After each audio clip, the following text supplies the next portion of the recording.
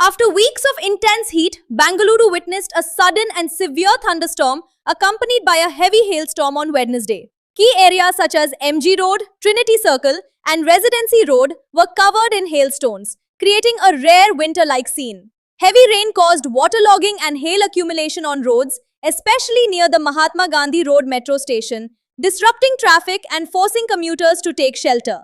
Reports also indicate a possible wall collapse at Bowring Hospital, with rescue operations underway. The storm brought temperatures down sharply from around 36 degrees Celsius, offering relief from the heat wave.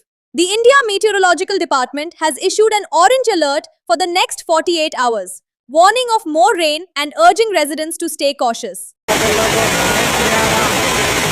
Kashmir को जाने की जरूरत